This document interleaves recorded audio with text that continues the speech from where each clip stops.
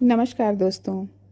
आज हम चर्चा करेंगे हल छठ या लल्लई छठ के बारे में। यह त्यौहार भाद्रपद की कृष्ण पक्ष की षष्ठी को श्री कृष्ण जन्मोत्सव के ठीक 2 दिन पूर्व मनाया जाता है। आइए सुनते हैं हलषष्ठी की पौराणिक कथा। पुराणों के अनुसार मान्यता है कि हलषष्ठी माता ब्रह्मा जी की मानसी कन्या है और भगवान स्कंद अर्थात श्री कार्तिकेय की पत्नी होने से स्कंद प्रिया भी हैं। ये देवी बच्चों को आयु और पोषण देने वाली हैं और यह सदैव बच्चों की रक्षा के लिए उनके समीप रहती हैं।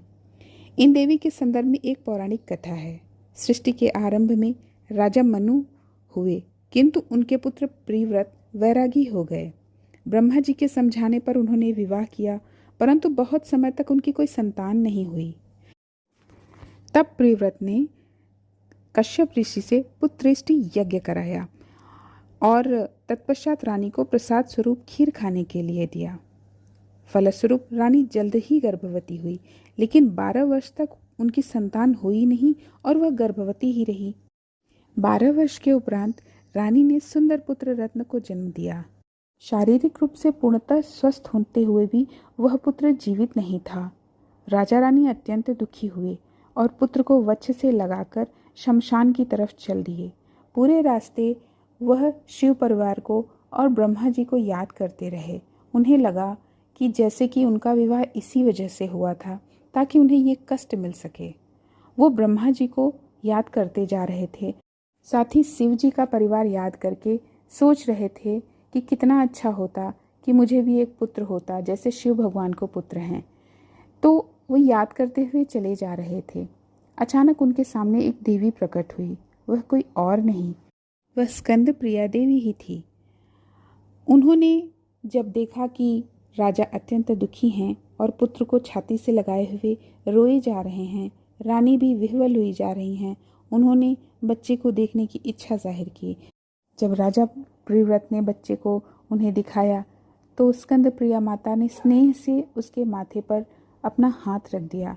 जो ही उन्होंने हाथ रखा, उनका पुत्र जीवित हो उठा। तत्पश्चात माता अंतर्ध्यान हो गई।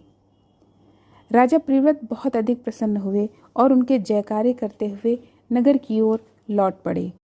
प्रसूति शुद्ध संस्कार, जिसे सोवर की छठी कहते हैं, उस दिन उन्होंने शिव पार्वती माता के साथ गणेश कार्तिकेय और उनकी पत्नी स्कंद माता का भी पूजन किया और भोग चढ़ाया।